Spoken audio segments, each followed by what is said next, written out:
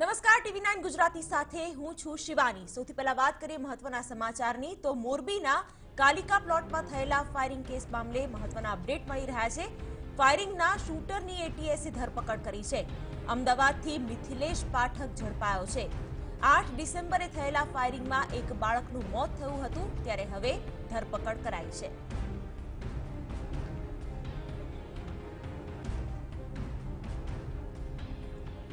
ફાયરિંગના શૂટરની એટીએસે ધરપકડ કરી છે। અમદાવાદથી મિથિલેશ પાઠક ઝડપાયો છે, જે વિશે વધુ વિગત આપી રહ્યા છે સંવાદદાતા યુનુસ ગાઝી।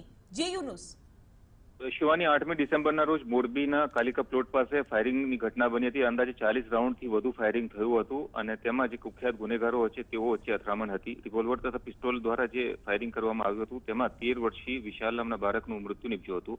આ સમગ્ર મામલે મોરબી પોલીસ દ્વારા અત્યાર સુધી 3 આરોપીઓની ધરપકડ કરવામાં આવી હતી, પરંતુ જે મુખ્ય સૂત્રધાર મિથિલેશ પાઠક, જે બિહારના બક્સરનો રહેવાસી છે, તે ફરાર હતો। ગુજરાત એટીએસને બાતમી મળી હતી કે તે અમદાવાદમાં એક જગ્યા ઉપર આવ્યો છે। તે બાતમીને આધારે તેને ઝડપી પાડી મોરબી પોલીસને હવાલે કરવાની કોશિશ કરી છે। આરિફ મીર નામનો જે ઈસમ હતો તે પણ ગુનાહિત ભૂતકાળ ધરાવે છે।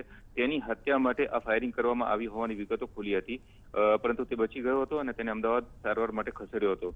આ જે સમગ્ર ઘટના બની ત્યારબાદ સ્થાનિક લોકો અને જે આરોપીઓ હતા તેઓ પણ વચ્ચે અથડામણ થઈ હતી અને 4 થી વધુ વ્યક્તિઓને ઈજા પહોંચી હતી, જેઓને સ્થાનિક હોસ્પિટલમાં ખસેડવામાં આવ્યા હતા, પરંતુ જે મુખ્ય સૂત્રધાર મિથિલેશ રામજી પાઠક છે તે ફરાર હતો અને તેને ઝડપી પાડવામાં ગુજરાત એટીએસને સફળતા મળી છે। શિવાની, બિલકુલ યુનુસ, આભાર સમગ્ર માહિતી માટે। તો અમદાવાદથી મુખ્ય આરોપી મિથિલેશ પાઠક ઝડપાયો છે। 8 ડિસેમ્બરે ફાયરિંગ કરવામાં આવ્યું હતું, જેમાં બાળકનું મોત થયું હતું।